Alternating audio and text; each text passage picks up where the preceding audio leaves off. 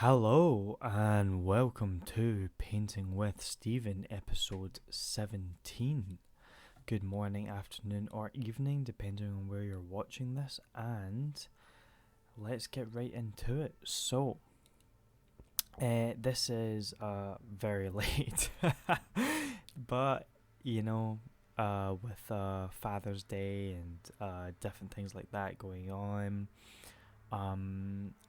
yeah, I didn't manage to get this video out. Obviously, I'm way past the deadline. Usually, usually I try for one a week, but yeah, that just didn't happen.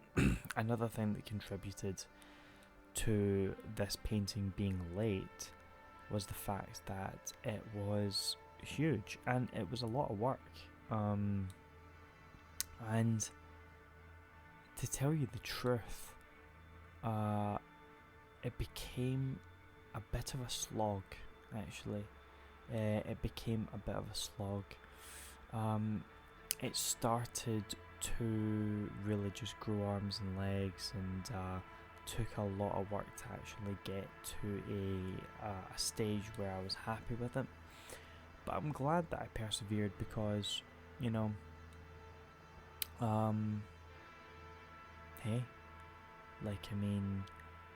you've got to push your boundaries when making art. I think it's pretty essential, really, as an artist, to push your boundaries and really actually,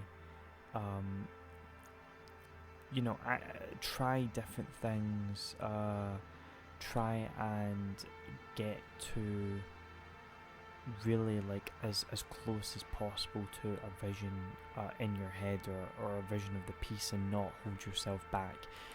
I think it's easy in art, music, even literature to a certain extent, to hold yourself back because you feel like you maybe just can't quite get there. So you almost dumb down your composition and dumb down aspects of your painting or your music or whatever it is, because you don't want to actually produce, or you don't think you're good enough to actually really do what's in your head. But the thing is, you need to push yourself. If you don't push yourself, you're not going to get anywhere. You're not going to learn, you're not going to improve, you're not going to develop. So that's what essentially becomes a huge issue. You stagnate. You become basically just sort of stuck in this rut that you really can't break out of if you don't try anything new. With something like this, it's quite a big composition. It's one of those things where a lot of the time, once you start it, you go, oh my goodness, what have I done to myself? What have I let myself in for? But those are a lot of the time the best paintings to try and paint, because realistically, the only person really holding you back from trying bolder and bolder compositions is yourself.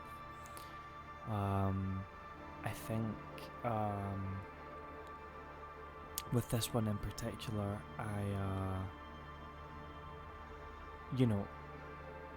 I've wanted to try sort of more architectural motifs for a long time, especially the idea of a dead city. And so the fact that this sort of motif was consistently on my mind did mean that I needed to try it at some point, so it may as well be now. And yeah, like it ended up being a lot of work, taking a lot of time, a lot of effort, but at the same time, you know, I think I banged it out in 3 or 4 days. So realistically, I'm sort of still quite happy with that. You know, I think as far as paintings like this go, you know, you could easily draw it out. So a lot of the time it is best to just sort of keep the iron hot, you know, like strike while the iron's hot, keep going, and really just attack the thing until you get a good result. And obviously with things like this, following the sketches is very, very important. You know, you really want to have your composition sorted out as quick as humanly possible before you start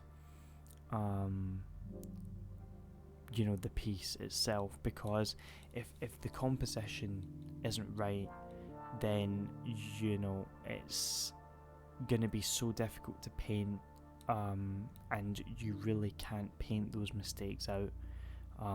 So try and get your sketch right before attempting a big piece like this, and especially one with sort of a few moving parts, you know. But the theme of the painting, Dead City, the collapse of civilization,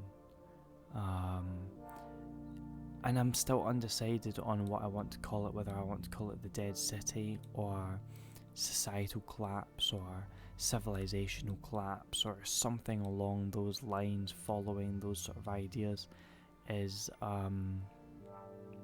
to remind all of us that even the grandest civilizations ebb and flow with time, rise and fall, and probably a bit like Spengler, or maybe, you know, a Thomas Carlyle, or, you know, any of these sort of cyclical history advocates would sort of discuss. Really, civilizations are like organisms, and the further they stray away from their nature, the closer they probably get to their inevitable fall. I think it was Spengler that advocated for his idea of sort of a divine spark within a civilization, which then basically teeters off, and a lot of the time, you know, the supposed golden ages of civilizations are actually really already when a civilization is free falling and collapse, because although the technological output of civilization, or the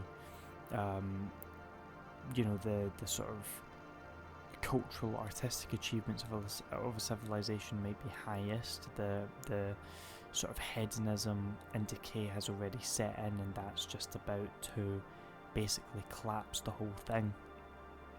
I feel like ancient Greece and ancient Rome symbolically are very useful to represent this sort of thing. Not that this is ancient Greece or ancient Rome. This is obviously a made up fantasy setting using Greco-Roman motifs. You know, this is nowhere in particular. It's just a sort of hodgepodge of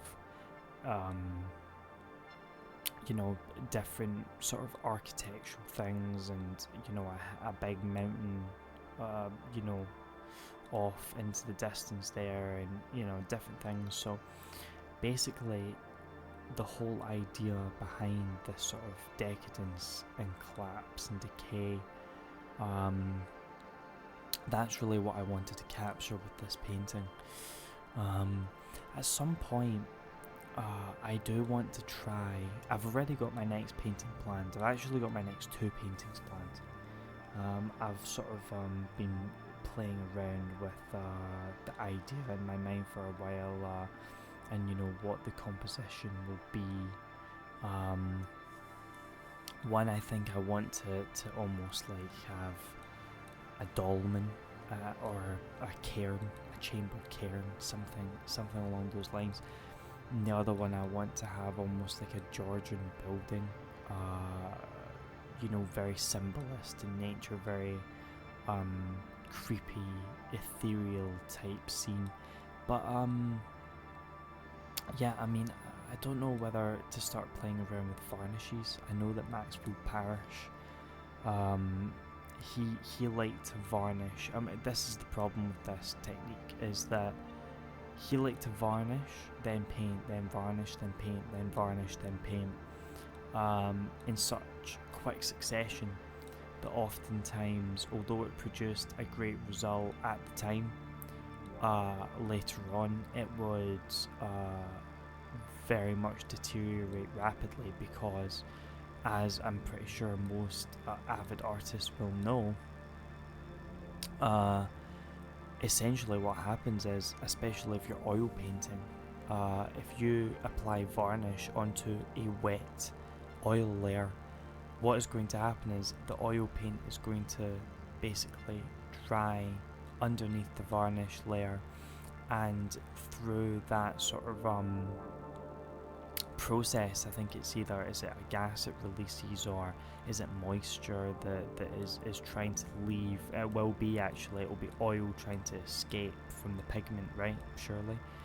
The varnish cracks. So this cracking of the varnish causes these big massive cracks to appear.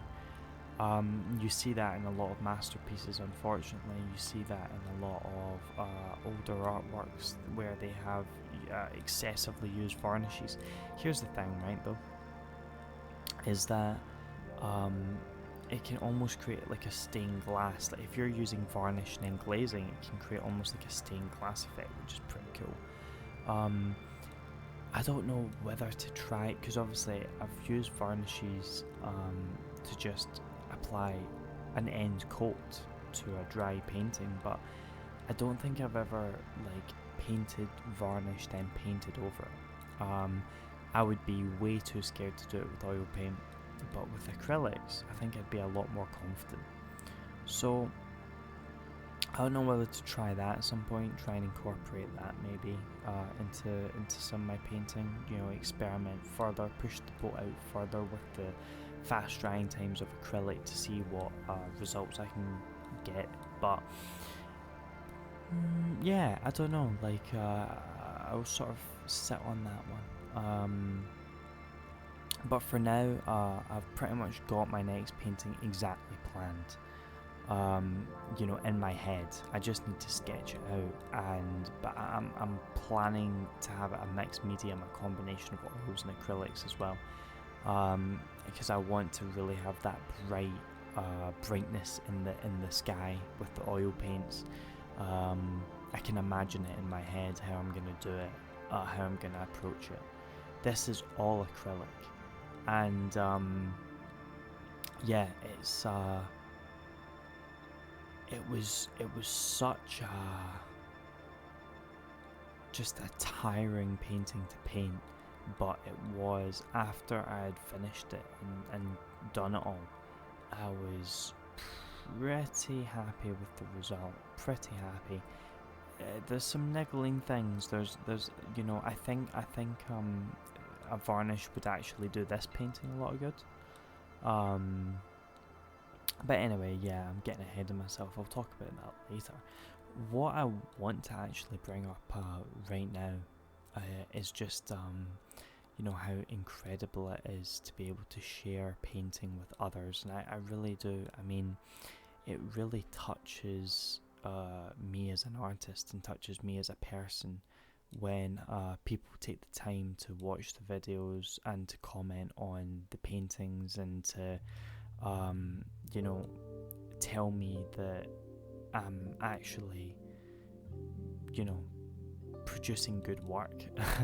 I mean, it's really touching. It's really incredible to have people from all around the world you know, like sort of reaching out and, you know, telling you, you know, that sort of good news. And I mean, it's 100% like for an artist. I think it's not so much an ego thing or anything like that. I think it's actually more the opposite. I think it's you know, to have that little bit of sort of assurance from others it's almost just like quiet self-doubt. It leaves you feeling a bit more calm, a bit more sort of reassured that what you're doing isn't completely crap. And it's not like, oh yeah, this is great, you know, like I'm an incredible artist. It's more the opposite. It's more just oh well, thank goodness that I'm actually putting out something that other people take joy in. I think it's just a really nice thing in general to have that. And you know, like, I thank you all so much for, you know, all the comments and for the watches and stuff like that. You know, I've gained a few new subscribers over the last couple of weeks. I think 4 people, so that's really incredible, and I thank you guys for that. And also, if you've made it this far, you know, like Michael, you've pretty much commented on like all of my videos, so I really thank you for that. But yeah, like I mean, these videos are long, so I don't expect people to watch the whole thing. I you know, in a way, like a sort of, and I know that's terrible for the algorithm, which is sort of an annoying catch-22 in a way, because I don't want to make short form content really, and I don't want to put content out where, you know, I just I'm doing it for algorithmic purposes. I want to be able to actually show you as close as humanly possible to how I actually approach this painting in real time. Obviously that's impossible, because this probably would have, I don't know how long this took, 10 hours, like 9 hours, I honestly don't know, 4 hours, 5 hours. I mean, it's hard to gauge, like you lose track of time when you're painting. But what I will say is, obviously I can't show you it in real time because it's just far too long. So I speed up the footage, but speeding up the footage is still a pretty, I think, good, almost realistic way to approach how these things get done. Do you know what I mean? Because I feel like when you speed up footage, at least you're still getting like this sort of real-time experience to a certain extent. Like, you can see exactly like how the composition starts and how it ends, how I sort of build on, you know, like just a sketch, and how I sort of start with an umber tone canvas and all this sort of stuff. Do you know what I mean? So like I don't want to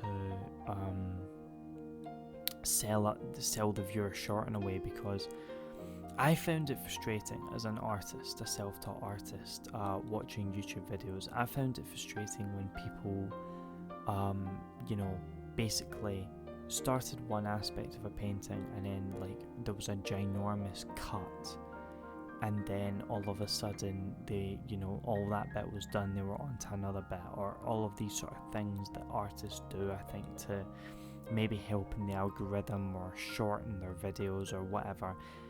If people don't want to watch the whole thing, that's fine. Realistically, what I need to do is put out content that I think will help people learn, and also it's just sort of easier, I think, to you know, ramble and talk over a real-time video or a sped up video, but without, you know, that much editing, where you're literally filming every single part of the painting process. I think it's just, you know, it's easier for me also to do that, because then I can sort of see exactly what I'm doing and what I'm going to do next and what's going on. I mean, as you can see here, I'm tending to work, see, with giant compositions like this, I do tend to work almost like from back of the scene to front. I think I noticed that especially with this painting. I mean, I always tend to do my skies first. I think it's just, like, I suppose it maybe is a psychological thing. You want to do what's meant to be behind everything else first, and then you're bringing it forward, and you're moving everything forward. So I don't know whether that, ties into it, but yeah, I would say that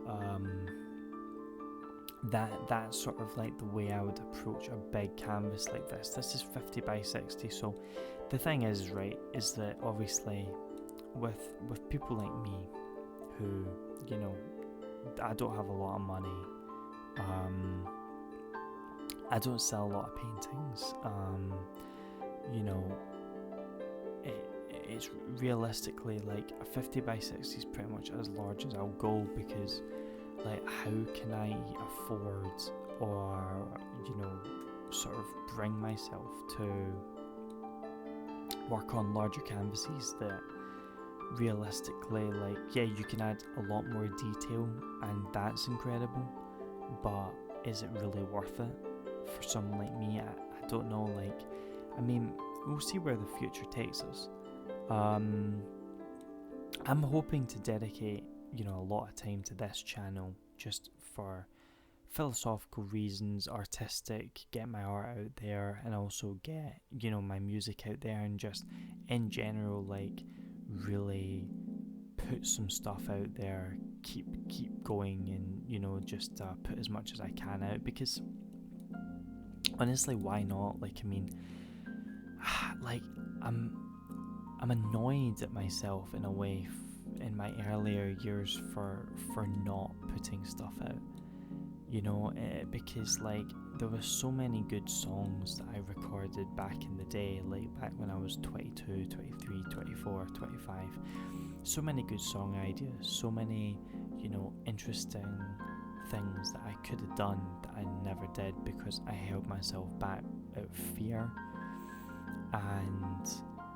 basically just this lack of confidence, this and perfectionism in a way. Like, I know, and I've promised myself that I won't do that anymore, that like, if something, yeah, I'm not saying put out crap, but at the same time, don't hold yourself back artificially, because a lot of the stuff that you as an artist or a musician or whatever are going to be picking up on as imperfections, most people don't really care. They're just going to see or hear a quirk at most.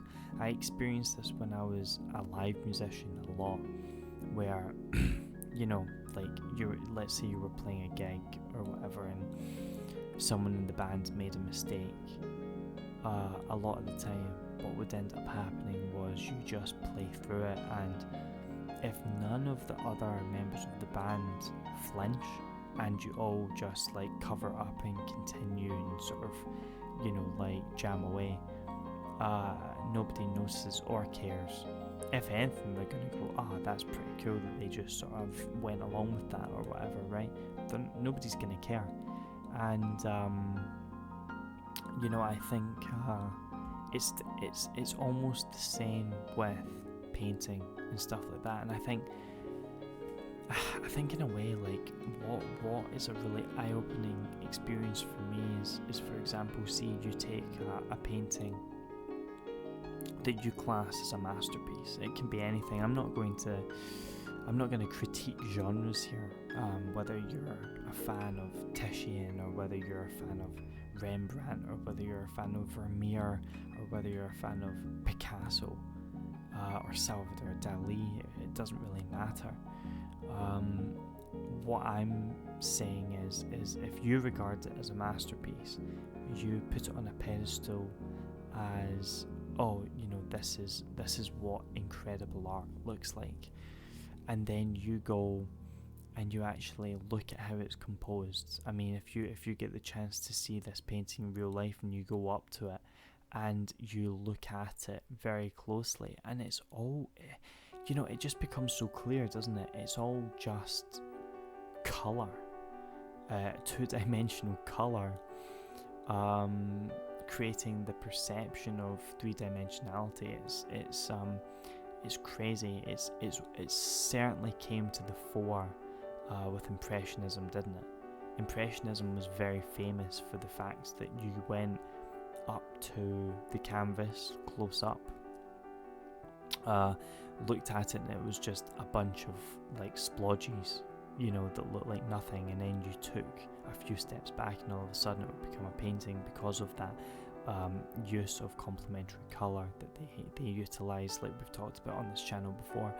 But the thing is, right, is that, yeah, I mean, realistically, all painting is just colour put in the right place. If you think about it, I'm not usually a fan of reductionism, right? But in this case, in a utilitarian aspect, it can be quite useful because, in a way, that is all a painting is. Just think about it. If you're an artist struggling with this concept, don't think of it as form. Think of it as just putting colour in the right place. And I think, you know, a lot of the time your results will get better. And then, of course, understand your lights and darks and how their contrasts make three-dimensionality. That's sort of it, really, realistically. At the fundamental of painting, those are really the things that actually matter. So I would take that idea and run with it, realistically. The artists that you idolise, sure, they may have had the advantage that they were sorry, I don't know why my voice is breaking up here. They may have had the advantage that they were trained from a younger age, or had more time to train and practice under the tutelage of another great artist, or they were in a massive artist apprenticeship, or, you know what I mean, like, of course they had tons of opportunity to succeed. But be that as it may, realistically, you should always look on the positive rather than the negative, and you should never use any excuses, I don't think, when it comes to trying to be the best that you can be at your given art form. Realistically, yeah, this is all true. You know, for example, maybe a lot of people did start younger, or did have more opportunities than you, or did have this or did have that, but it doesn't matter. Realistic, I mean, because why hold yourself back with bitterness about that when you could be trying to emulate or achieve or strive for betterness in your own work? It just makes sense, doesn't it? Who gives a shit about all of the negatives that you could look at? Look at the positives. Utilize your passion, utilize your, you know, gaining of knowledge every day to produce better and better work. This is why you shouldn't hold yourself back from bold composition, okay? Bold composition teaches you things, right? That's just the bottom line. It will always teach you something, because even if you muck it all up, right, you're gonna become a stronger, better artist as a result, aren't you? Because you're gonna be like, oh wow, that went badly wrong. Why did it go badly wrong? Let's analyze it. Let's look at it. And then all of a sudden, next time you won't make that mistake. Realistically, yeah, like, you have to approach things with a certain level of prudence, and also maybe laissez-faire attitude. You know, I think a lot of the time in art, if you muck up, you just try again. It's as simple as that. But yeah, I'm working on my next Agora episode, which is sort of my more ideas-based philosophical content on this channel. And I suppose this painting somewhat loosely ties in with the theme, which is basically the fact that in every society there are generations that will see the very last of the society that they wish to be in. I think, to try and put it more succinctly, you and your morals and your beliefs and your way of looking at the world and your ideas of right and wrong and spirituality and all of these and even understanding of history and philosophy and all of these complex ideas that make up ethnicities, societies, your generation could be the last ever to view the world that way, especially if you don't conserve and preserve and fight tooth and nail to make sure that the generations after you inherit those sets of ideas. It's interesting because, at some point, for example, Roman citizens must have witnessed the turning point of their society and eventual fall. I mean, what went through Nero's mind, for example, when he witnessed the burning of Rome. The European pagan societies that got superseded by Christianity. At some point, there must have been a last person that still vehemently believed in those pagan beliefs, and the whole world that they thought their children would inherit and their whole belief system and way of looking at the world was erased. And if you don't conserve and preserve, you lose. It's as simple as that. You lose what will eventually be your set of morals and ideals. People in a linear view of history tend to see this as evolution of ideas or evolution of societies or inevitable change, but that's just really not the case. Inevitable change isn't inevitable. It changes because of either something superseding it or something taking it over or the erasure of what came before. And so if something works, right, or if something's successful, then it's good to preserve it and conserve it. If it's not preserved or conserved, then it's eventually going to be replaced probably with an inferior model of thinking.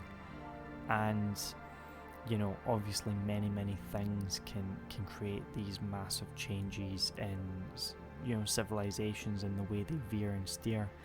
Ethnicity change, racial change, technological change, a change in a society's beliefs, all of these things. But realistically, good times do not last forever, and if you do not actually preserve what creates the good times, for example, freedom of speech and expression, and this is again the liberal democratic idea of what made our societies great. Freedom of speech, freedom of expression, a lot of people would say democracy. These sort of core fundamentals do not last forever. And at the end of the day, look at things like the American Revolution. The tree of liberty must be watered with the blood of tyrants. You cannot simply sit back and expect society to stay the same. Tides will always turn. The ebbing and flowing of time will always go against you at some point if you do not actually work actively to stop it from happening. So I think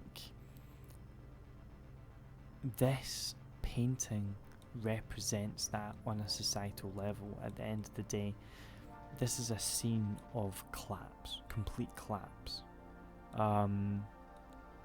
of of a society that had, because it's easy to look at a bunch of ruins, isn't it, and just see remnants of a past, right? And the generations of the present always look almost with a condescension to the people that came before them, because their way of looking at the world is the only frame of reference they have to see the world.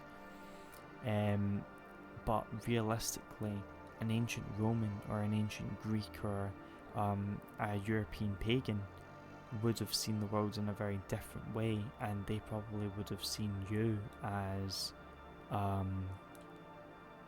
the one missing out on the spiritual essence of life, for example, or the greater meanings or intricacies of life.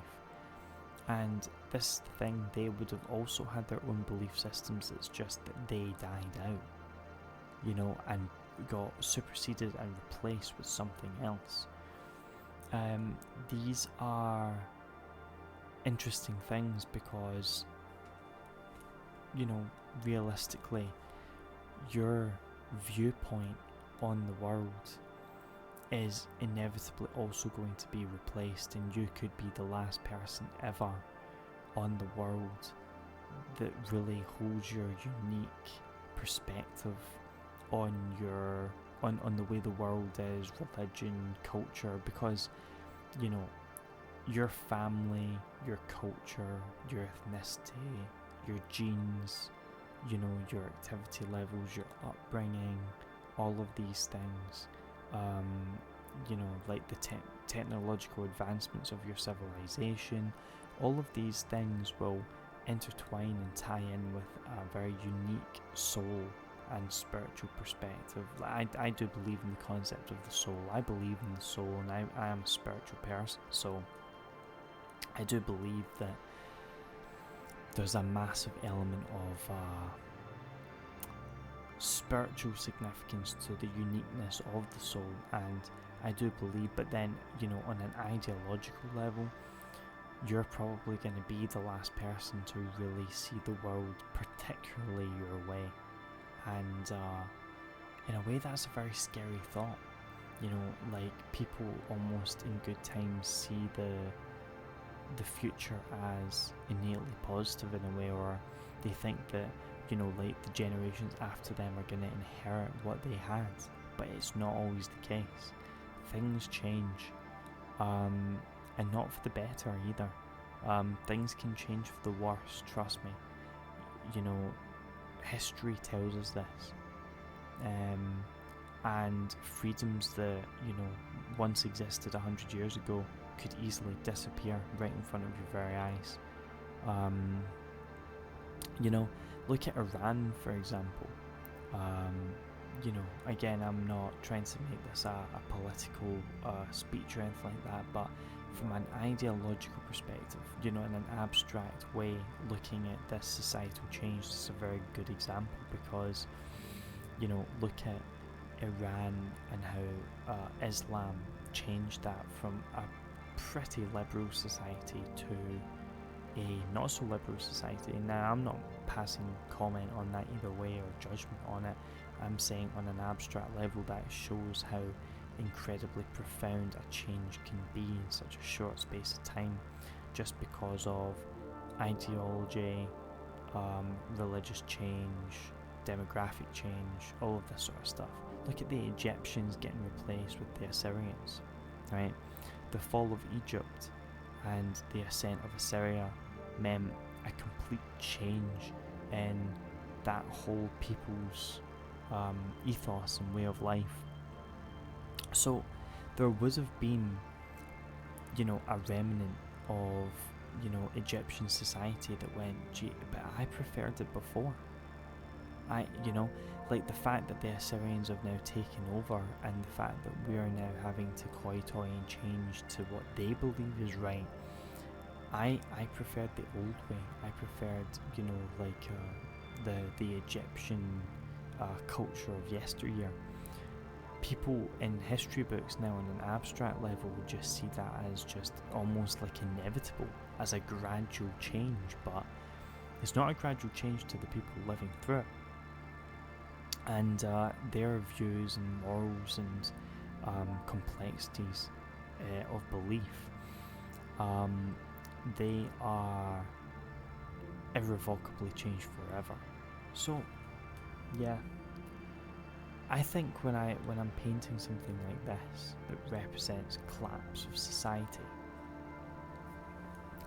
a lot of that is at the forefront of my mind with a composition like this, to be fair, because just on an abstract level it represents it. It represents that sort of idea of collapse. Anyway, excuse me, I'm going to take a drink.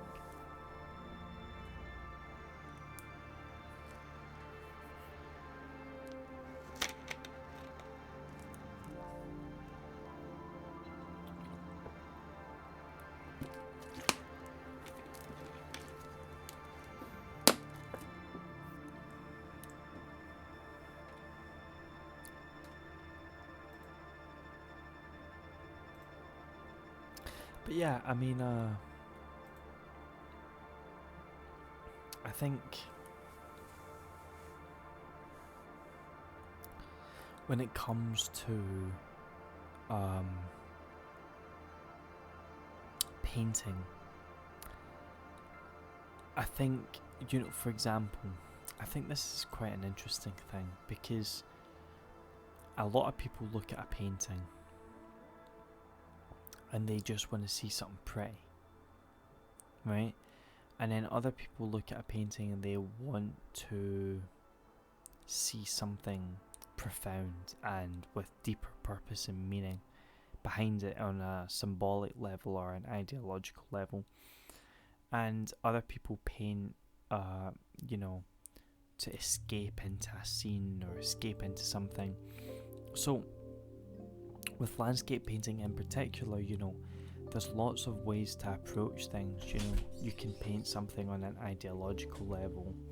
You can paint something, because there's like an element of escapism there. And you want to go into the scene and you want to explore what's, in your mind as these sort of exciting or beautiful places to go. And also, there's the aspect of some people just want to look at something and see something pretty. I guess, you could say that maybe more, like a pretty flower or like, a nice summer's day or like a meadow or something. Do you know what I mean? But I guess for me, I don't really find that exciting. I guess I sort of do like a moody painting because moodier paintings tend to represent something, but also I find the atmosphere of a moody painting far more exciting than, say a summer's meadow. For me personally, I just I don't even think there's a comparison for me really, like in terms of what impacts me the most.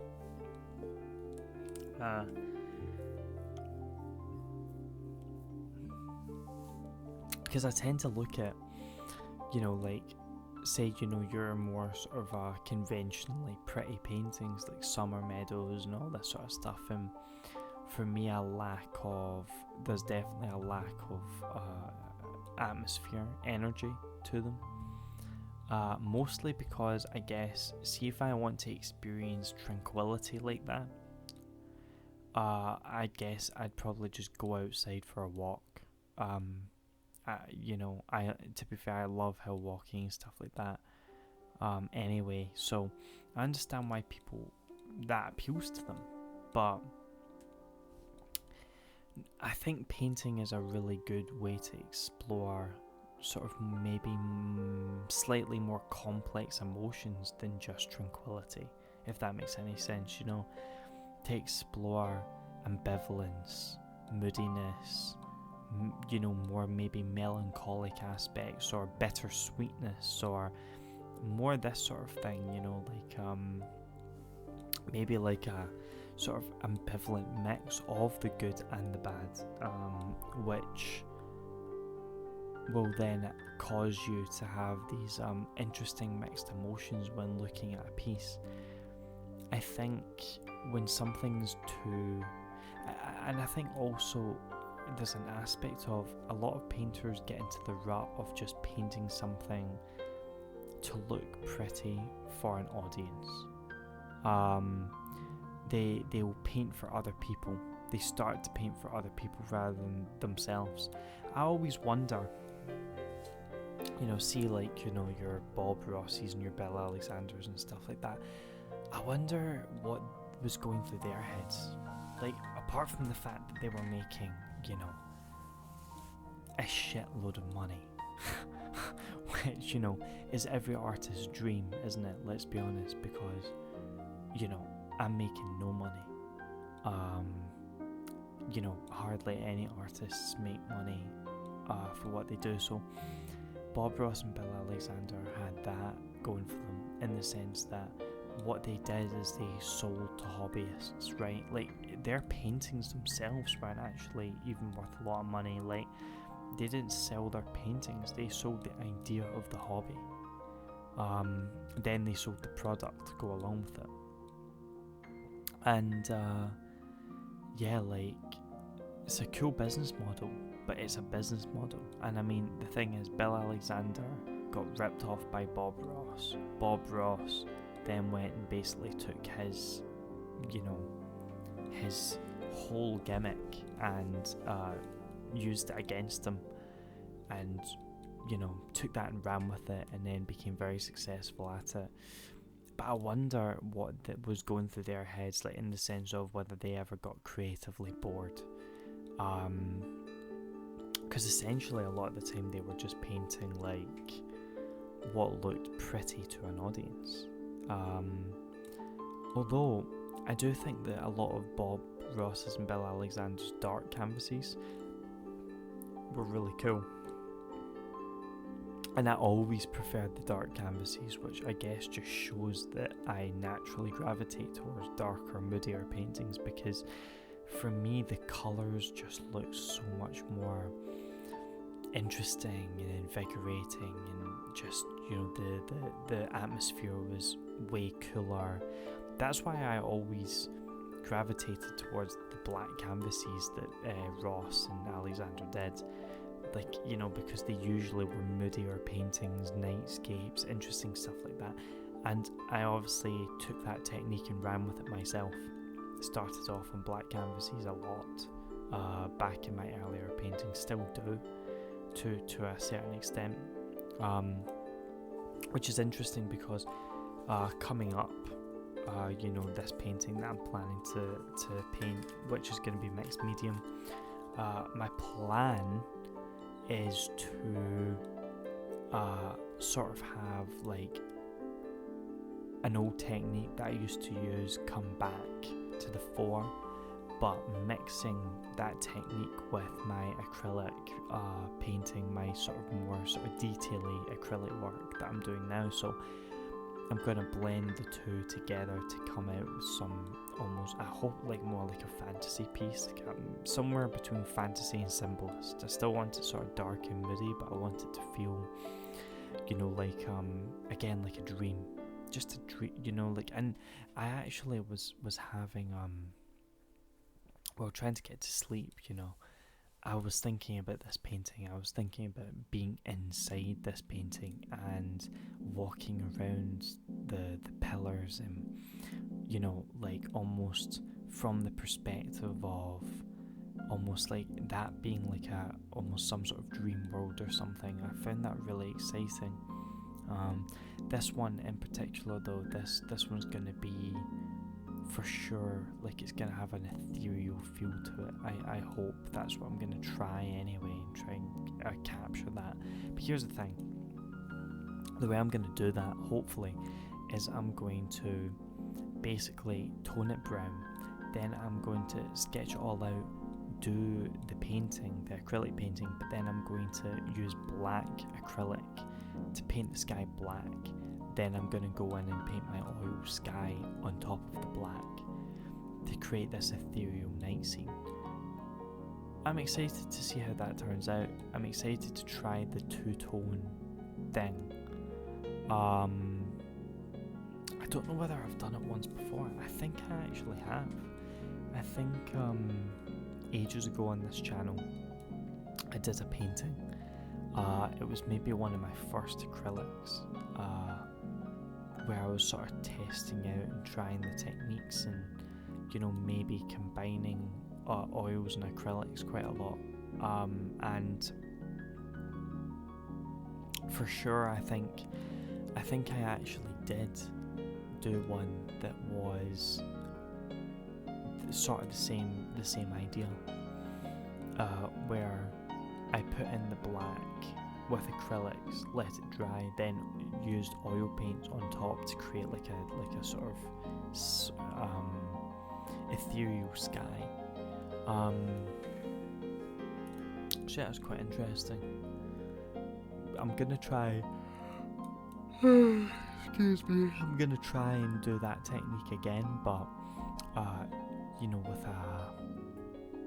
a sort of more cosmic-y sky. I'm very excited anyway to try it. And I'm not sure whether to, you know, get it out now. Like, because I'm so late with this video, I'm not sure whether I should try and do 2 in this week, or because realistically, that, you know, this is the one that's overdue, so I shouldn't really allow that to affect my coming painting. So I probably will try for this week to get that done, get it out.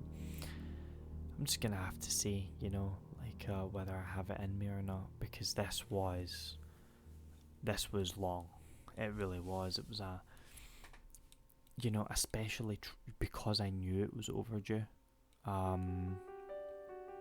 There was an aspect of me that was like, man, like, I'm so late with this, and that only made it worse because I felt like my motivation started to lack, due to the fact that it was so late, but also the fact that I felt like almost guilty because I couldn't get it out in time, because like every time I tried to go and do it, it was lacking, you know, and it was just taking so long. Especially when you're using fine detail brushes. Oh my god, like, I mean, okay, I absolutely love them, absolutely adore them. They're brilliant, the fine detail brushes, for like, you know, just getting into the little tiny bits to keep all your edges sort of relatively straight. I'm not gonna say straight, you know what it's like when you're trying to paint, you know, like around something else, and then all of a sudden you get a splodge of paint on it and you're like, fuck, you know what I mean? But yeah, like, you know, for example, painting around that pillar, right, that obviously I've yet to paint, you know, you want to keep things relatively straight looking. So excuse me. So with fine detail brushes are great for that, absolutely great. And as you can see, I'm still using those ones that not World of Warcraft, what's it called, Warhammer, I think. I don't really do any of that stuff, but yeah, I think it's called Warhammer. I'm using the ones that like people use for like Warhammer figurines and stuff like that, or at least I think that's what a lot of people use them for, because when I bought those fine detail brushes on Amazon, it popped up with the little paint pots that you use on figurines, and I'm pretty sure it popped up with like a Warhammer set or something. So, but I really recommend them.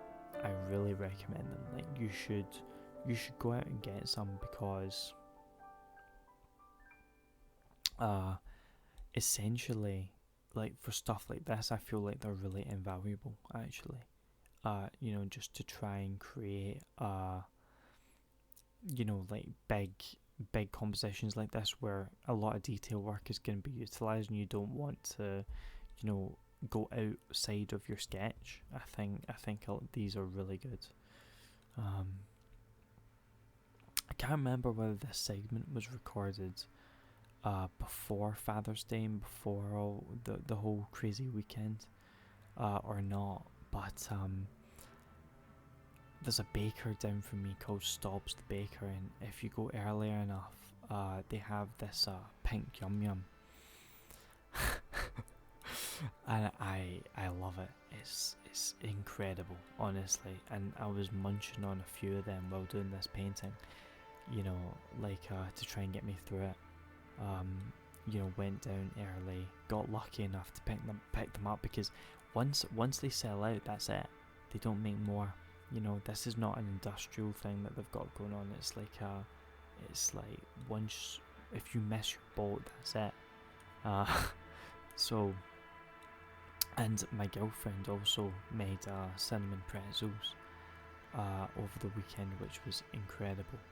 I mean, she's really good at making those cinnamon pretzels, like the type that you get at Cinnabon, but better because they're homemade. So like she makes these like incredible, it's like soft, like buttery pretzels. I'm the main cook in the house. I'll cook for her, my mum, my dad, like most people. I absolutely love to cook. I was actually thinking about putting some recipes on YouTube, but then, I mean, at this point, I'll be putting like my whole life, like let's do a cooking with Stephen and a painting with Stephen and a music and a this and a that. Like realistically, like there's probably some things that people just don't care about. But at the same time, I really love to cook. It's one of my it's a real passion of mine. Like I love inventing dishes and coming up with new things, and just like what flavours will go with which, and maybe taking sort of like a template or like a base of like from different regional styles, and sort of coming out with like different things. But what I think is really amazing about cooking, and it almost translates to the reductionism that comes from getting good at anything, because it's a bit like see with music, like I think in a lot of ways, once you start to understand music theory and stuff like that, rock and roll, country, blues, classical, all of these sort of weird genres that you sort of decompartmentalize music with in your head, that you create these schemas with, they break down, and everything starts to just be almost music, and you start to hear it from just almost like a genreless perspective. And the same is true with food. I feel like although it's incredible to enjoy a culture's cuisine, and although it's also very incredible like how different cultures utilize different things because they have it at their disposal, and all of these little things that you can think about it in that way. I mean, realistically, most of the time, the hard and fast rules that people believe exist with cooking just sort of don't, do they? I mean, because you can always sort of adapt and change depending on what other things you have at your disposal, and I think things start to almost blend together, like stews all around the world, and curries, and these sort of ways of cooking, like it all starts to blend together. The ways that you make concentrates, the way that you pickle things, the way that you make sauces, the way that you like the way you utilize starches, and all of these sort of things just become very much like once you know one technique, all the other techniques start to come together, and then you start to realise that it's all just sort of this giant knowledge base, And painting's the same, where, you know, I guess like we were talking about last week, once you realise that painting on an abstract level is just colour on a canvas, and that, you know, you start to sort of almost learn the abstract techniques that make a painting possible, you stop being so concerned with things like romanticism and pre-Raphaelites and symbolism and impressionism and all this stuff. Start to be more concerned with how it's done. But then at the same time, you know, I'm not saying that, you know, a bit of genreification and classification, you know, isn't a good thing. I mean, everyone needs categorization, and we need to understand the world through categorization, and I also myself love to understand the world by putting things in sort of similar, almost like pattern recognition, like you know, similar things go with other similar things. I've always been like that. I've always been sort of almost a big believer in sticking to the rules of a certain genre, for example, and all this sort of stuff, because oftentimes those rules exist because they sound better, or because they're trying to achieve a certain emotional intent, because that's what genres are in music, right? And also what schools are in painting. They're trying to achieve a certain emotional intent. Like the symbolists wanted their dark and ethereal and moody and creepy and dreamlike essence to their paintings to be what defined them as artists, and so that's why it's a motif of that school. Just the same way 80s thrash metal wanted to be defined by its aggressiveness and its fastness and its intricacy with the riffing and all this stuff. So that's why they made that a motif that they wanted others to follow if they were going to fit in and be associated with them. It's just rules that almost become, but obviously these are not set rules and hard and fast rules,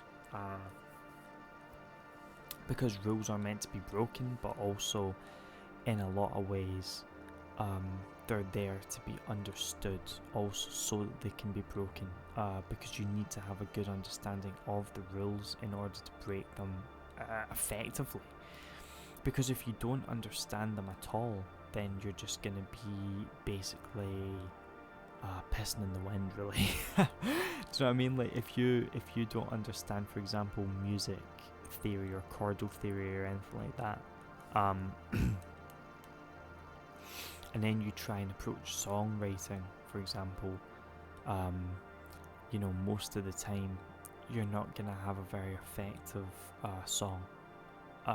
You're not going to be able to write a very effective song. Not that I'm saying that you need to be completely crazy with it. My music theory is okay, but it's not like great. Do you know what I mean? Like it's not like I didn't attend a fancy music school or go to Berkeley or any of that stuff, right? So I don't, you know. But then realistically, I think all you're doing is looking for patterns to utilize for creativity. That's all these rules tend to be, and what they're meant to be, and what they should represent is allowing people easier access to things that work for creative purposes. But yeah, I mean, and like, I mean, look at how far this painting has to go. Do you see what I'm saying? It was so long. It was so long, and I think in a way, see when you're approaching something like this, like if there's anybody out there that's about to approach a painting of this size, or just something that they feel is a big work for them. You know, I feel like you really do need a lot of perseverance and a lot of almost, I don't want to say energy, but you definitely need a lot of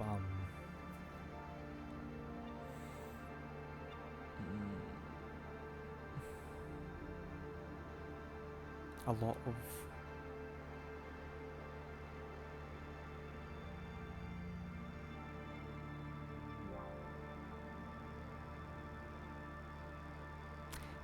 it's not inspiration either, but I can't actually think of the word that I'm trying to look for. Like, but you basically you need to really just keep slogging on, keep pushing through. You know, continually keep the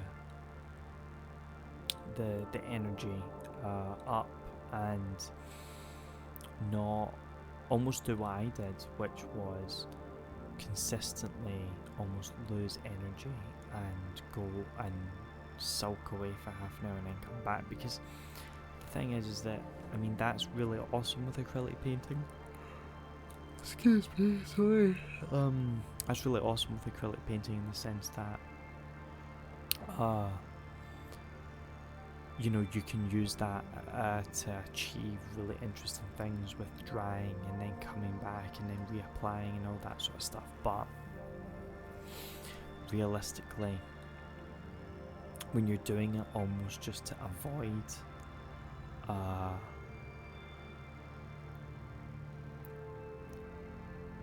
painting, because it's almost become a slog, you know that there's a problem. You know, and that your motivation is lacking a little bit. I think everybody goes through ebbs and flows of motivation.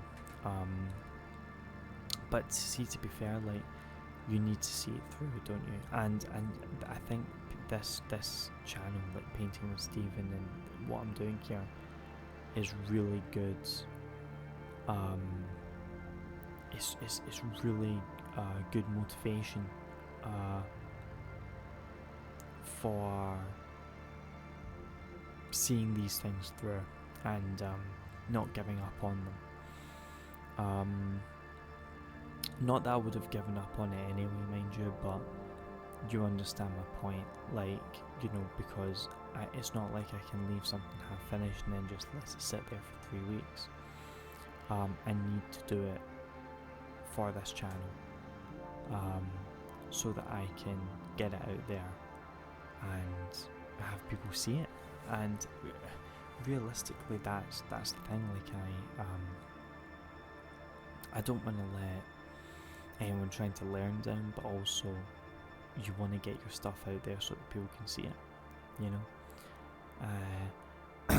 Please note that I brought this up in previous episodes, but I just added the cypress tree in, and as I've now said, you know, if you've been watching these videos for too long now, and if you've made it this far, you'll probably know that I bring up the fact that the cypress tree was symbolic of death in Mediterranean culture, so like particularly Greco-Roman culture, and was used to symbolize these things by, you know, like great painters from the Renaissance all the way to, you know, Belgian symbolism, like, you know, all throughout the history of painting, really, as we would understand it now in its I don't want to say modern form, but, you know, past the medieval period.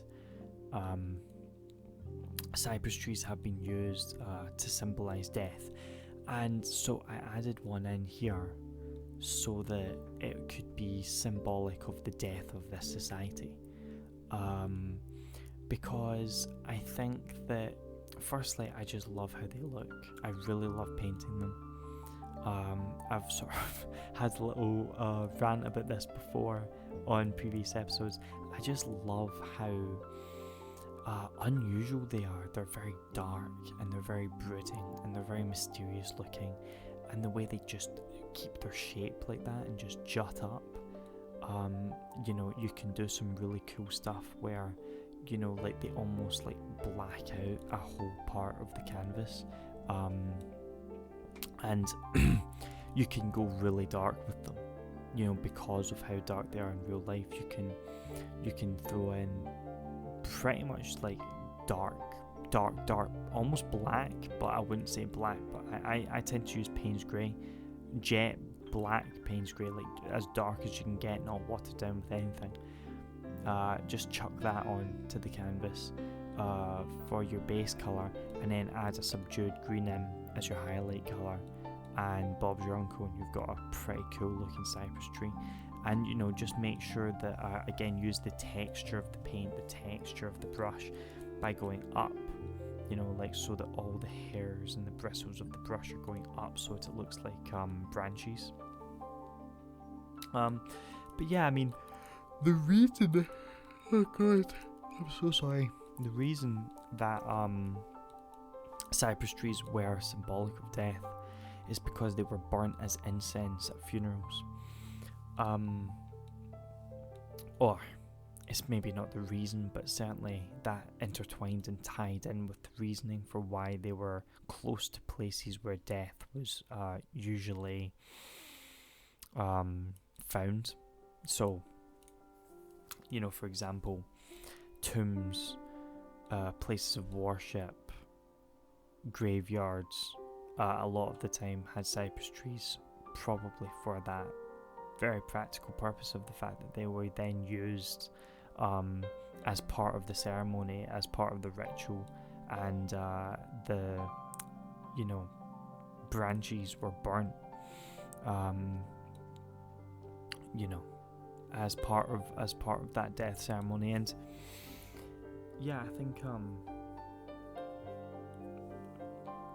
it's interesting because in a way they sort of look like they should be a similar genus or related to pine, but they're not.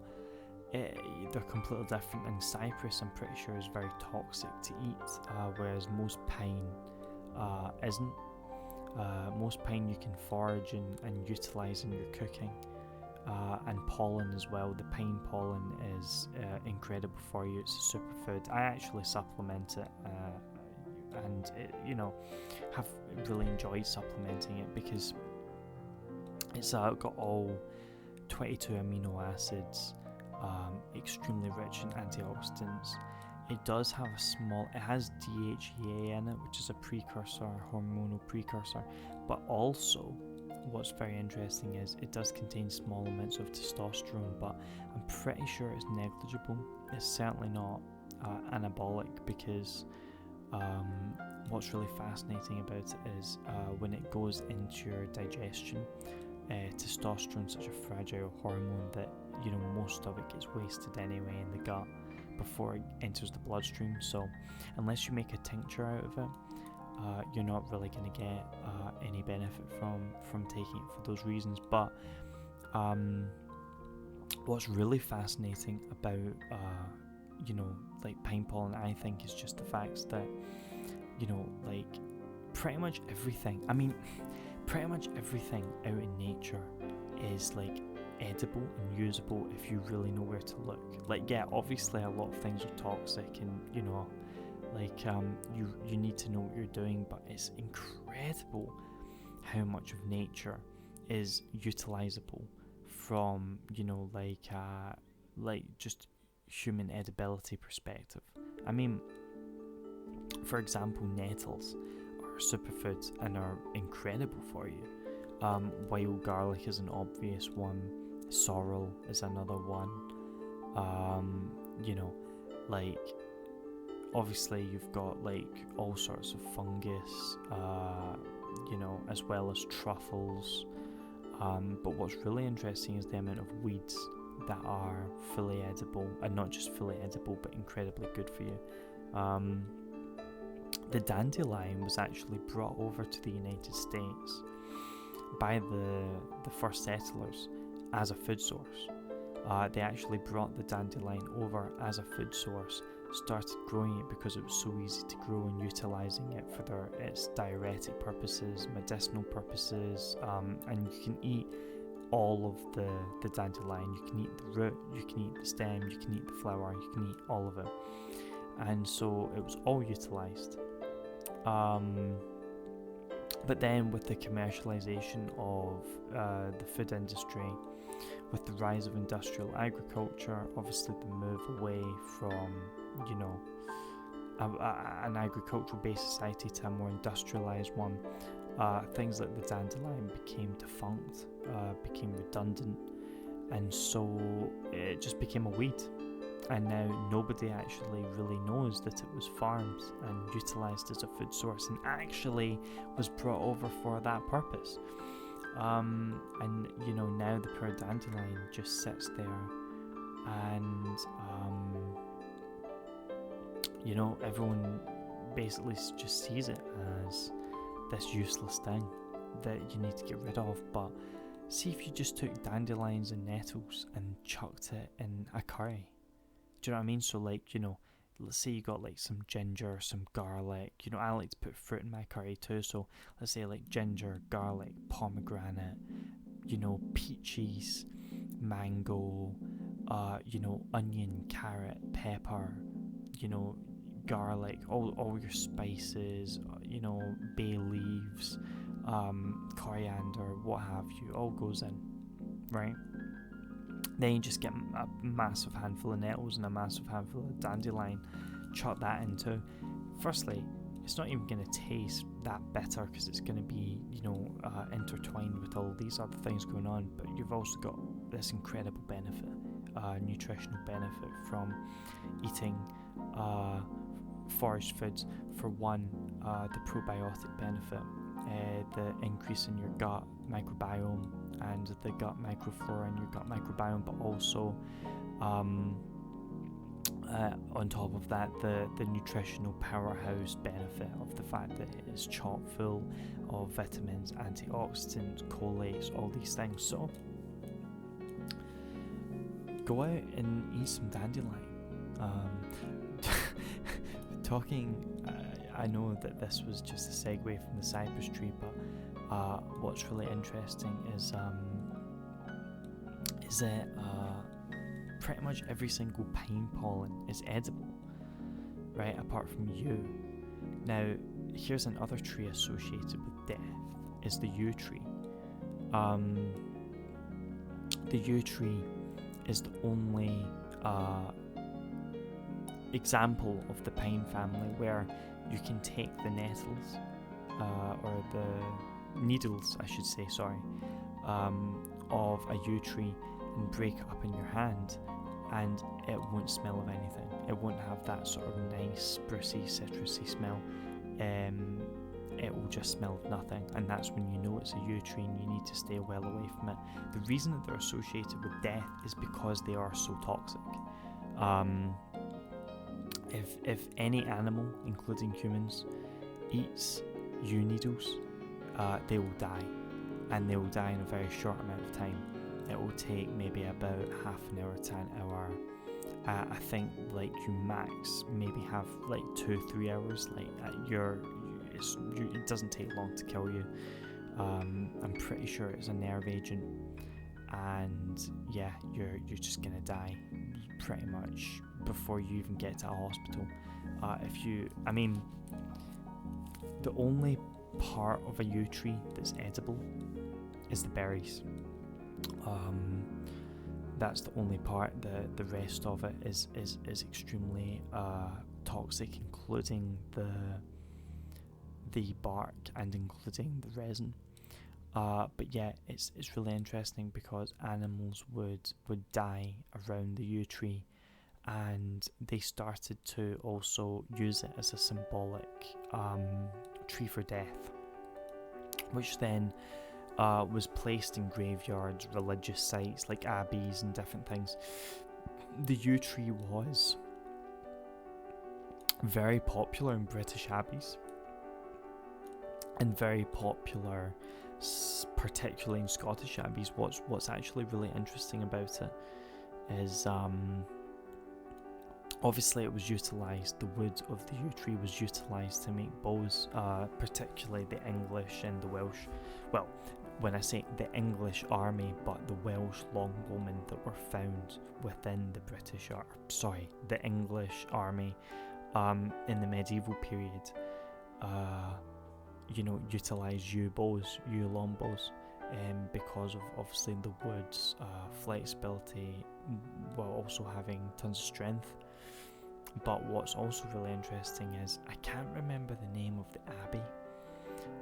I wish I did, but because it's just off the cuff, I can't remember the name of the abbey. But essentially, when in exile and hiding away, Robert the Bruce hid at an abbey that was, supportive of his cause for claimancy of the throne of Scotland during the turbulence of the Wars of Independence, and he actually utilised the yew trees of that abbey to make the longbows that were then used at Bannockburn to defeat the English. Really, really fascinating stuff. And yeah, I mean, yew trees, it's really interesting. I'm trying to think, is it the alder tree? That is a bit like a pine tree, but no, larch. It's a larch. The larch tree also is inedible. It looks like a pine tree, but it's not. The larch needles are inedible for humans, and they're not toxic. They are toxic. They're not as toxic as yew needles. I mean, if you eat a yew needle, you will die. With larch, you can eat the needles and really just suffer from gastrointestinal upset. Although, it's not good for you, but it's not particularly bad for you either. Do you know what I mean? Like, you could probably get away with it, but you still wouldn't want to try. So keep that in mind, when you're going out and looking for conifers, because conifers tend to be a really good food source to forage. They tend to be a good forageable food source, so go out and look for your conifers. One quick thing that I want to say about this painting is that you see how I added in the water sort of coming out of this little ruined, cracked bit. See how there's water now sort of spurting out. So one thing that I think is really important to note about flowing water is it's pretty much never blue.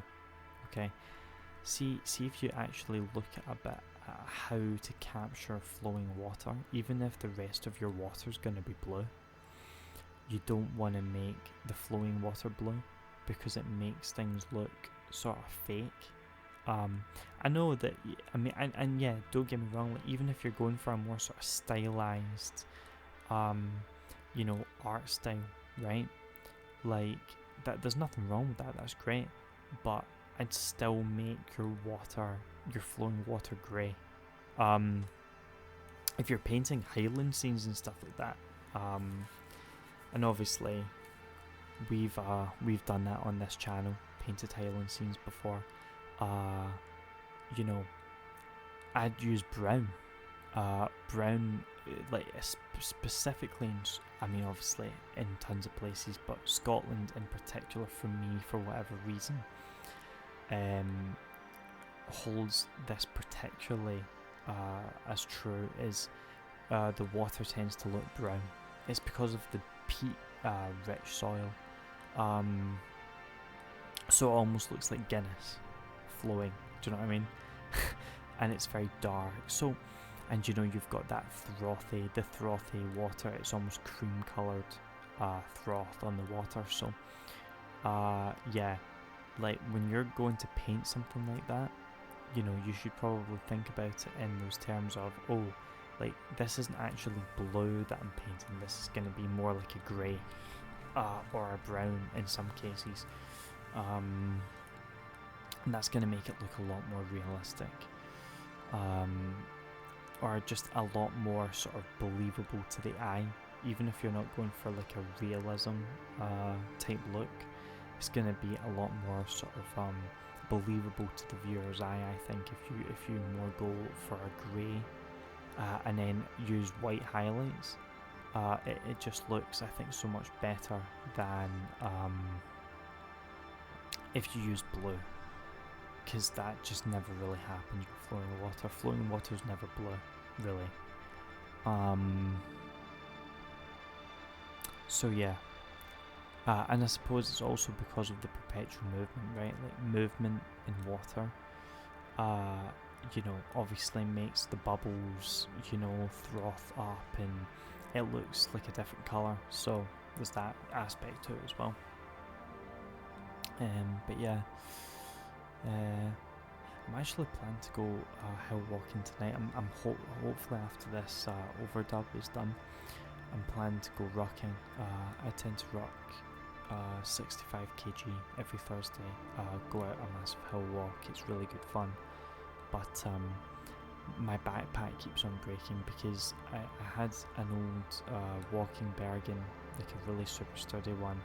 Halfway round the ruck, the strap broke, so then I had to fireman's carry the 65 kg back to the car, all the way back on the hill walk.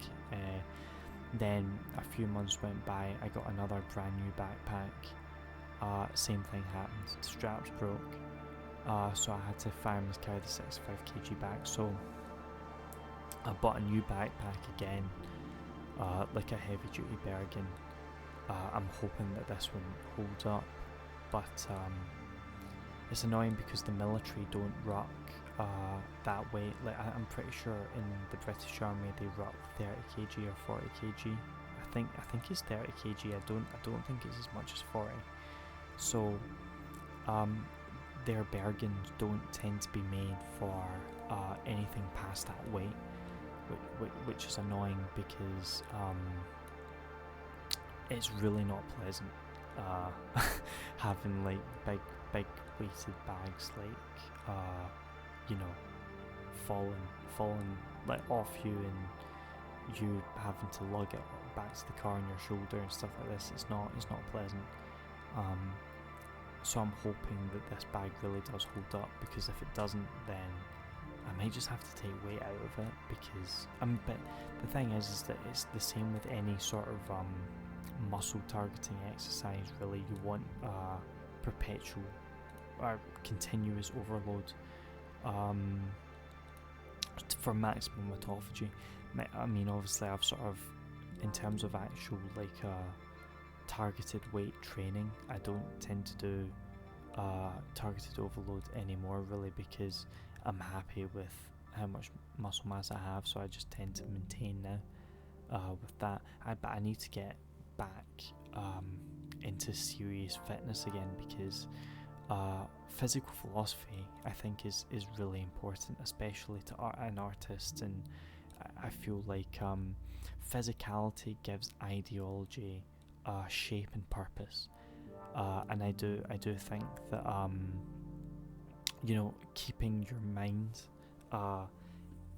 in a healthy body is always going to be beneficial. I mean, just remember that the first universities started off as gymnasiums, and came from gymnasiums. I mean, we're talking about the Lyceum in Greece, for example.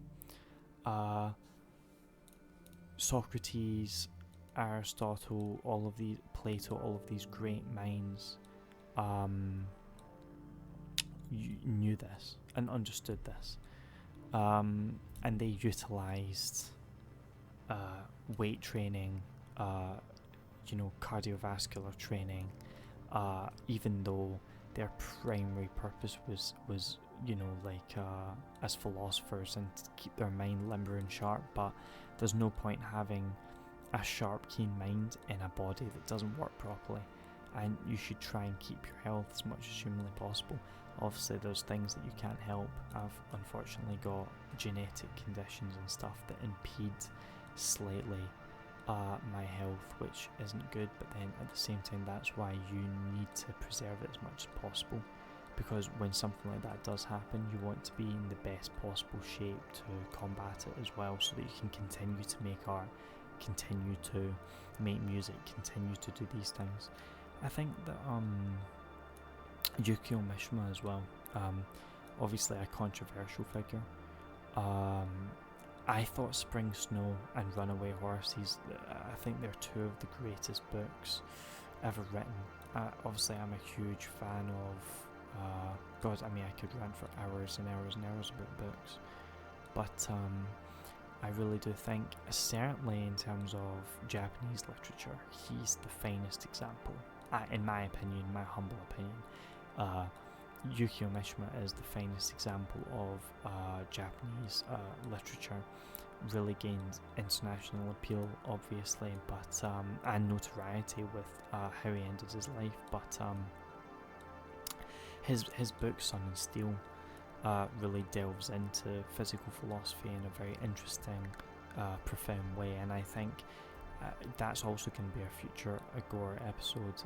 Is sort of taking these Greco-Roman concepts of physical philosophy and thumos and combining it with the ideas of like Yukio Mishima's Sun and Steel and comparing them and really trying to understand like what exactly these people were trying to tell us and why they deem fitness is so integrally important to the mind, because it is. It really is. But it's interesting because if you're too much of a physical... Aldous Huxley once made this point, which is really interesting. Aldous Huxley once made the point that one of the first markers of civilization is being able to separate, for example, your warriors and your academics. Like your thinkers from your physical actors. Obviously disregarding motifs and archetypes like the philosopher king or the warrior monk, which is sort of a blend between, well, this is actually the point I'm getting to, is see true ideology. Ideology is shaped, it takes shape in physicality, physical action, right? And without ideology, physicality is pointless. So it's almost a symbiotic relationship that they both share with each other. If you're too physical, you tend to not be very bright intellectually. If you're too intellectual, you tend to be lacking physically. So, and I think most intellectuals or most people that, like, you know, are more the sort of arty types tend to be, we've all been guilty of that in the past, like not looking after ourselves and stuff like that. You need to look after your body for sure, because it's going to allow you to continue to do the work that you want to do. But yeah, I mean, it's also really interesting, the symbiotic relationship between the two, because really the only thing that separates ideology, you know, and so, for example, if you take like someone like the Unabomber, right? The Overton window of his ideas had not reached an acceptable level yet. They fell out with the Overton window. Excuse me, and so the Unabomber was seen as a nutcase and a terrorist, not a martyr, whereas people like you know, that participated in the IRA, for example, they were seen as freedom fighters by many, not terrorists, because the Overton window of their ideas, you know, their ideas fit within the Overton window, I guess is what I'm trying to say. So it's really interesting that really the only thing that separates ideologically motivated physicality from universal hatred and reverence is those ideas being accepted in the mainstream society and being found within the confines of that Overton window of acceptability, which is interesting because, you know, it's not even the fact that the action itself is a horrible one. It's the fact that the ideological reasons behind it aren't actually being explored by the majority of the population, or the majority of the population sort of haven't caught up yet, or don't want to, or are going in a different direction from, let's say, the countercultural fringe that believe in this ideology, that are enacting the action. So yeah, it's just one of those sort of weird things, isn't it? Like, but yeah, it's sort of interesting. I am gonna obviously like make these ideas a lot more concrete, and sort of hopefully think about them and lay them out in an interesting way. Probably make an Agora episode at some point about this very topic as well. Lots of I don't know. I find ideas very, very exciting. I think studying ideas, even ones that you hate and disagree with, or but the thing is, right, is that a lot of the time society will hate and disagree with ideas, but you as a thinker, your job is to look at an idea objectively and actually refute it based on the merit of your argument, not just because of the sensationalism of a society. And so you need to look at it as objectively as you can. And I think also that also can teach you about empathy, and it can also teach you about almost the abstractness of right and wrong. I'm not trying to say I'm not one of these fucking post-humanist arseholes who, you know, and I do believe strongly in your own conviction guiding you to what right and wrong is. I'm not saying that, oh well, you know, your idea of right is not my idea of right, and so, you know, neither of us are right. I don't think that's a good enough argument to sway anyone. For me personally, you know, I have conviction in my beliefs. I expect you to have conviction in yours, but that doesn't mean that I'm not going to think I'm right just because you think that, you know, oh, like, well, that's just your opinion, man. Like, I don't like that sort of thing.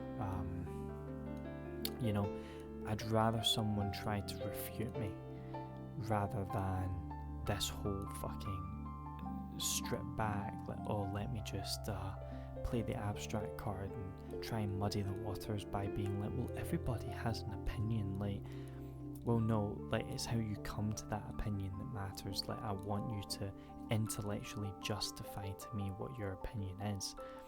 I'm not asking whether everyone has an opinion or not, because realistically, I don't give a damn whether someone has an opinion or not. I care about how they come to the conclusion that they come to, and what evidence that they're bringing to the table to show why they're coming to it. So yeah, it's one of those things, isn't it, where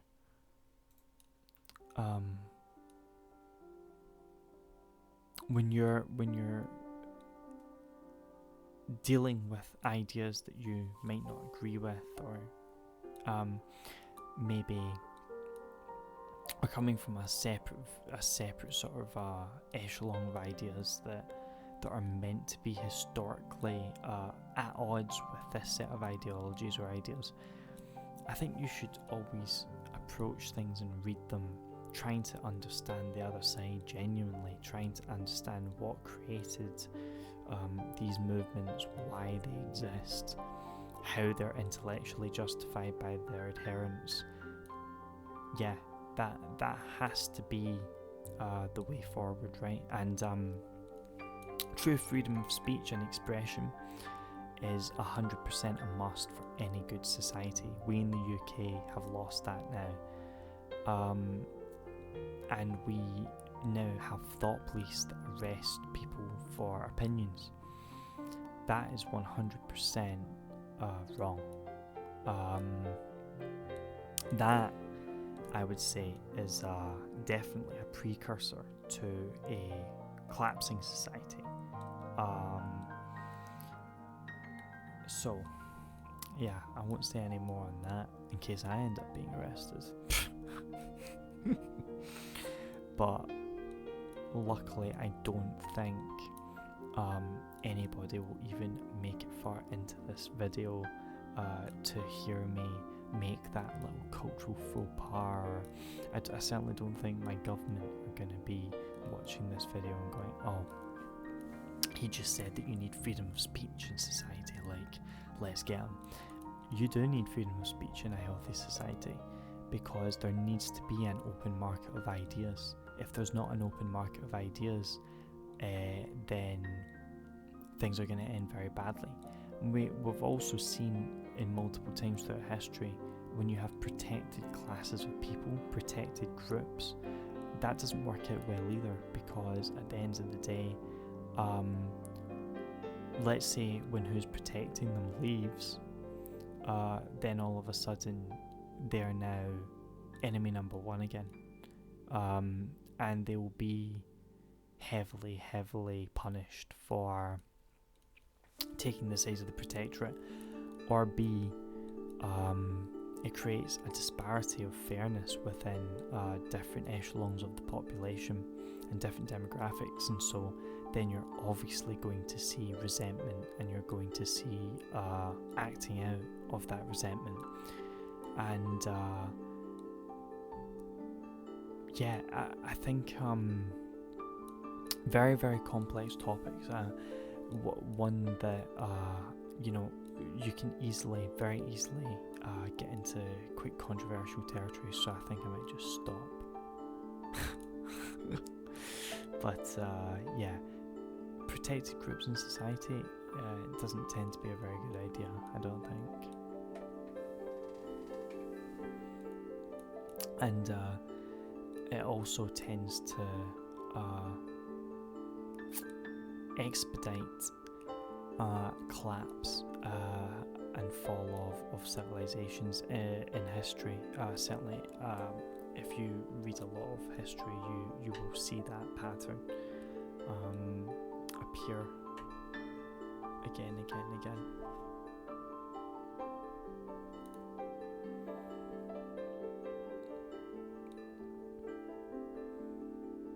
So as you can see, I'm working on this pillar right now, and after the pillar, I'm going to add my water in. I waited for the water to be the last stage, which I shouldn't have done, because I think the reason I made the water the last stage was because I thought it would be the easiest stage, and I wanted it to almost be like a break at the end, because this was such a sort of slog of a painting to do. But see, realistically, I think that was the wrong decision, because a lot of the trees and stuff like that I had in my composition where the water would be then just didn't look good when I added the water in. So yeah, it was probably a better idea to do the water first, and I ended up pretty much having to do that anyway, which was quite annoying. But having to paint over trees and re-add them and stuff like this, so yeah, quite annoying, but you live and learn.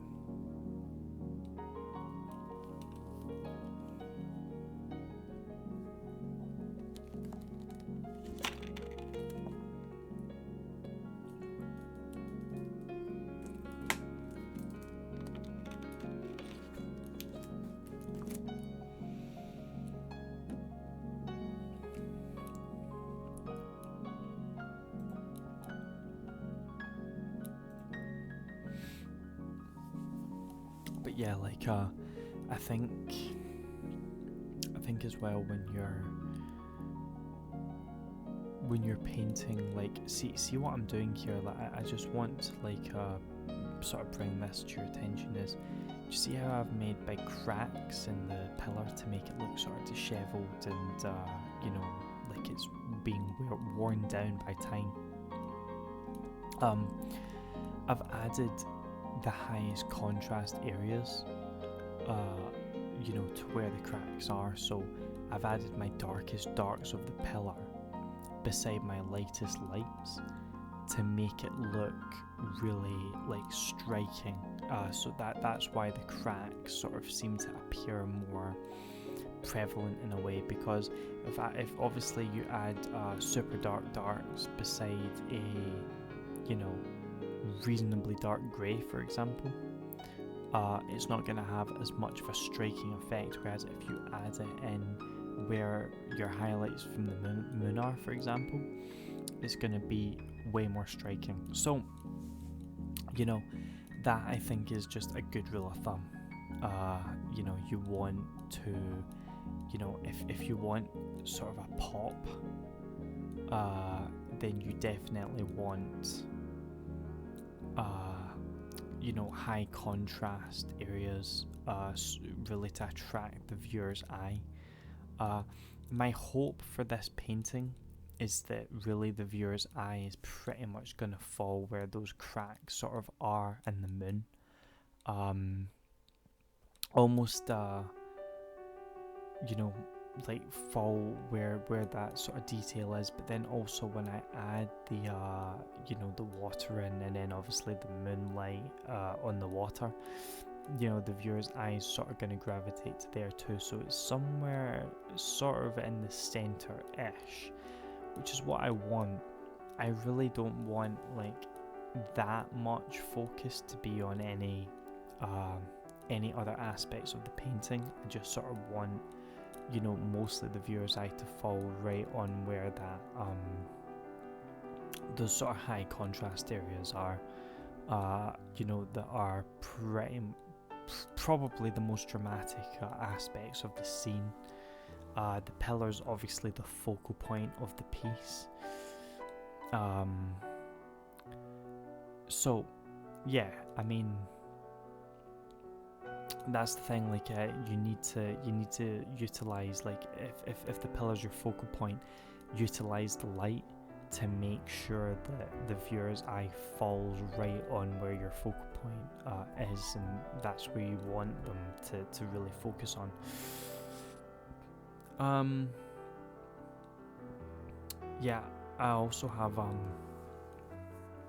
small thing here, is that the moonlight is off center, which I think is cool because again it sort of draws the viewer's eye into the pillar again, which, you know, is the aim of the game here. If I had put the moonlight more center, I feel like it wouldn't have had that effect as much. That you would have almost had more of a distraction.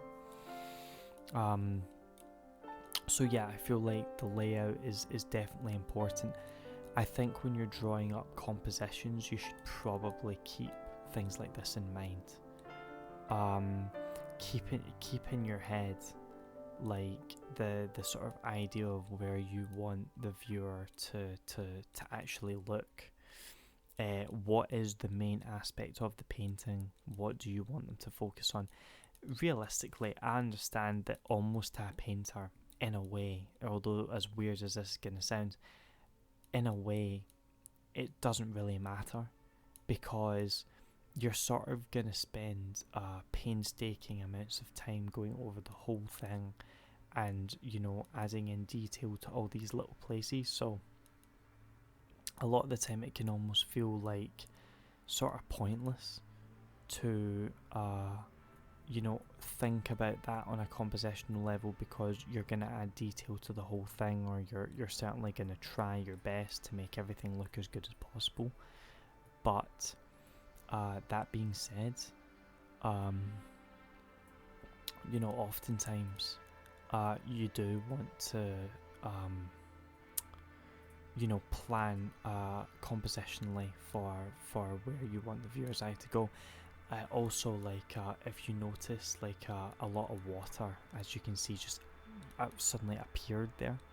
The reason that happened was because this painting took such a long time to do that my camera got completely full in storage, so I had to go put all that in the computer and then come back, but I continued to paint.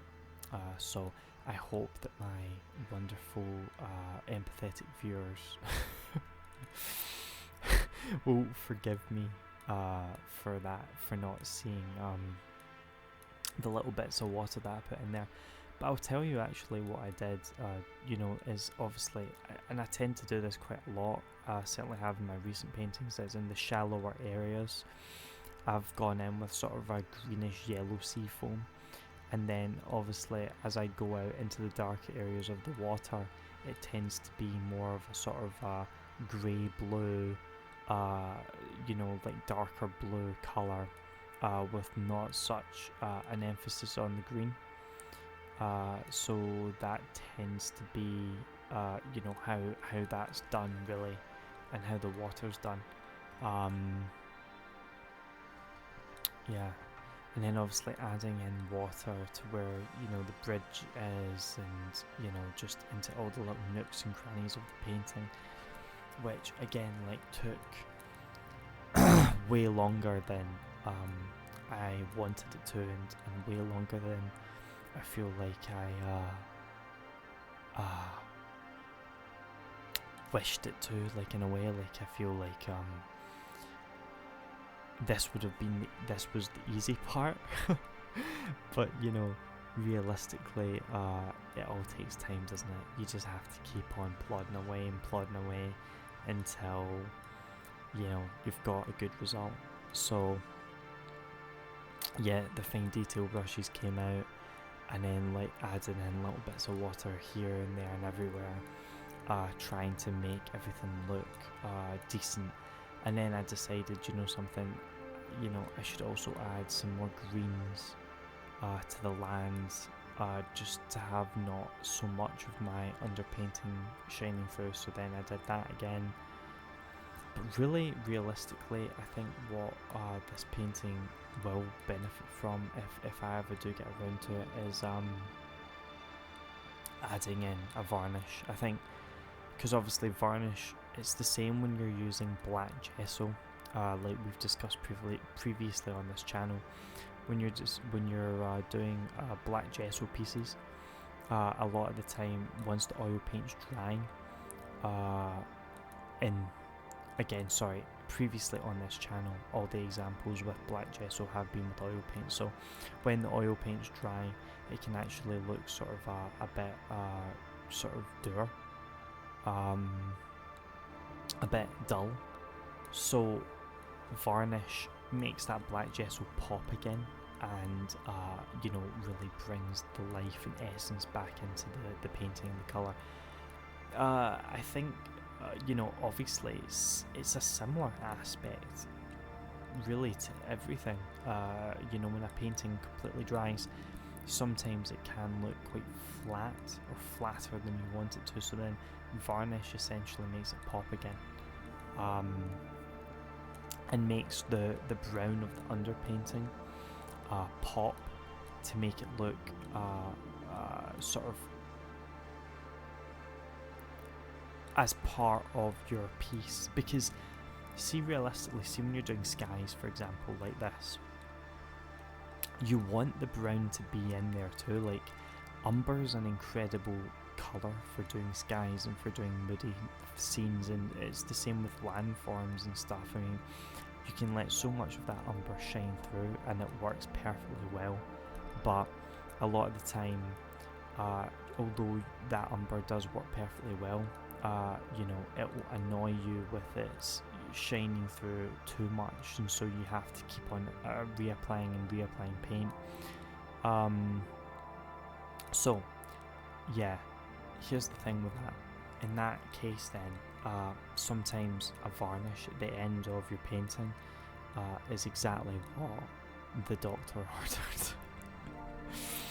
ordered.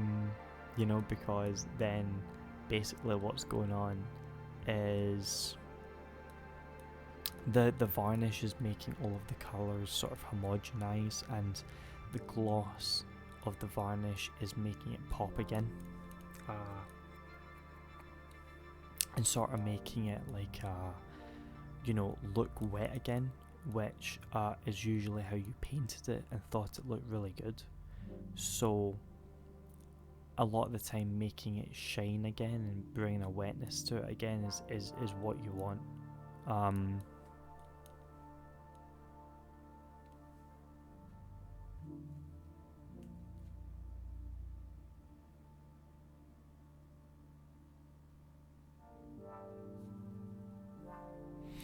But yeah, so I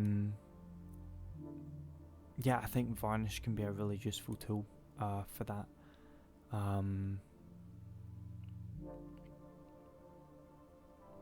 And as you can see, just continuing to plod away, adding in all this water, and you can even see where I've applied fresh water. It looks wetter, and that just shows you exactly what I mean. Is that a lot of the time when you're painting, you're looking at wet colour and you're going, oh, that looks great. Then when it dries, it looks flat. That's why sometimes adding a varnish back in can give everything a shine and a sheen and make everything look ultra nice and ultra powerful, because you're essentially going back to that wet look that you had before when you first painted it. A lot of people, I think a lot of artists, especially beginner artists, might not realise that. They might not realise that actually that's why a lot of their paintings look dissatisfactory after drying.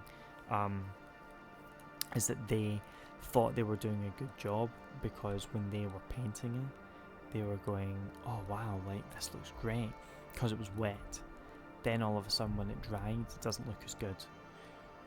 So yeah, keep that in mind, please, if you're ever in that situation. If you're ever disappointed with a painting that you've painted, don't get upset about it. Don't get all in your head about it. Instead, take a step back and go, why did I like this yesterday and not today?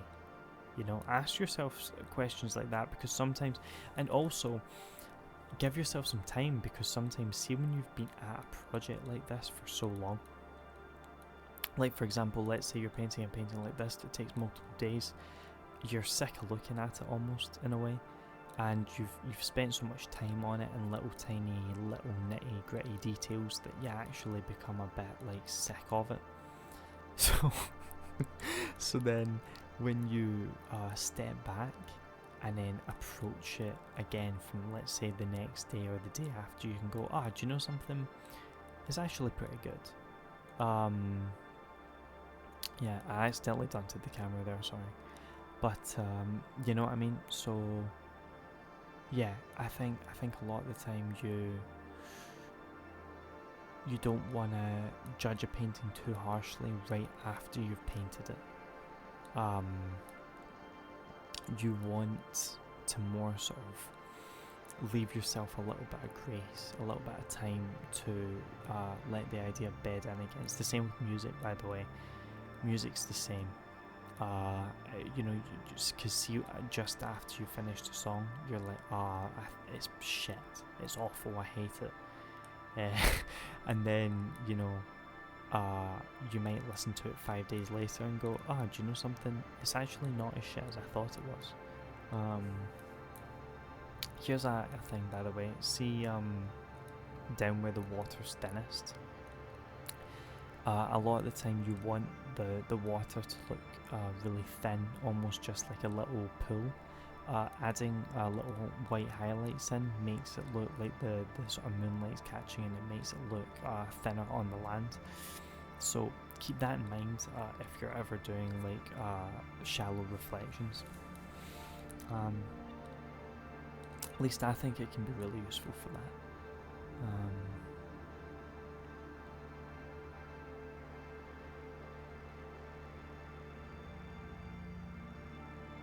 But yeah, I think it's just a really useful like colour in general. See, like you know, the foam green colour. I think it's really nice for water. It just makes things, again, like I've ranted about this many times on this channel. It just gives it that ethereal glow. It just gives a water that certain je ne sais quoi, that sort of ethereal look that I just think lends itself especially to fantasy works and different things like that. It's also really good for where water's thinner, because where water's thinner, you know, like for example the eye of a wave, the eye of the wave, you can utilize that seafoam green colour to make it look more transparent. Yeah, it's just a really useful colour to have in your wheelhouse. And yeah, you should definitely, I think, keep that in mind for sure. Because it's a good one to pull out of your hat, I think.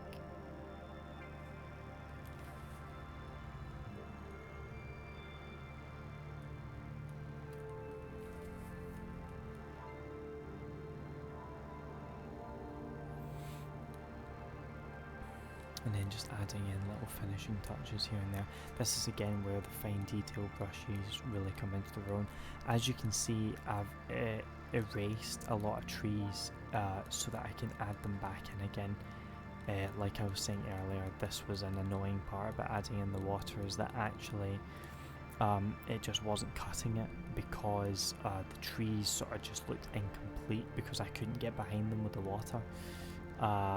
I thought that was going to happen when I was doing them anyway. I thought this is going to be a nightmare when I'm coming back to do the water, but you know, I didn't listen to myself, I just did it anyway, so I had to then go back and then add in trees again and stuff, so yeah, a bit annoying, but hey ho, you know, you live and learn, and realistically, you know, who cares, you know, it's not that much work.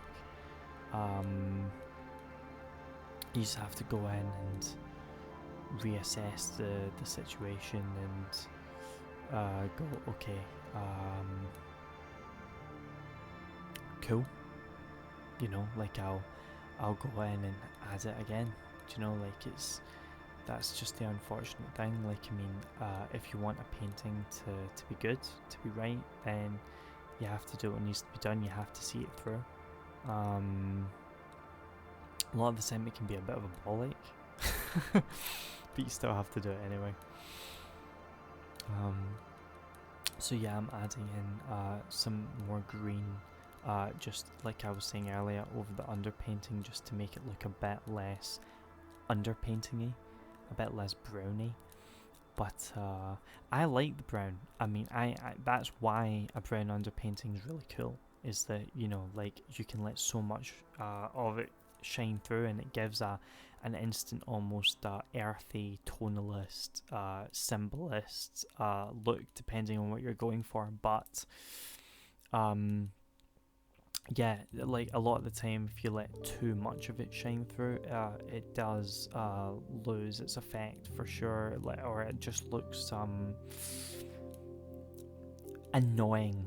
It niggles you as a painter, so you have to tidy it up a little bit. So yeah, like that's where, you know, again, either varnish would work, but sometimes you just you have to add more paint, which is annoying, because then, especially if you've just like splurged like a whole bunch of new paint at the end of a painting, if you know what I mean, like you've just opened the tube up again and, you know, put more than you need to down, and man, it's annoying, that feeling. But I actually used the old paint from this painting for my new canvas, so it's all good, that I'm working on tomorrow. But yeah, that's the final result. you know, and yeah, I think it turned out pretty well. I think it turned out pretty much how I wanted it to. I mean, I think the moonlight works, and I think the shallow little bit of water works, and I think the pillar works. So I think those three main elements are sort of what I really wanted to get out of the painting anyway. So yeah, overall I'm relatively happy with it. But thank you so much for tuning in, and if you've made it all the way through this video, I can't thank you enough. You know, that's absolutely incredible, but I understand that you probably have just dipped in and out, and I don't blame you because of the length. But yeah, hopefully tune in for episode 18 very soon. Thanks so much again for watching, and I shall talk to you soon. Goodbye.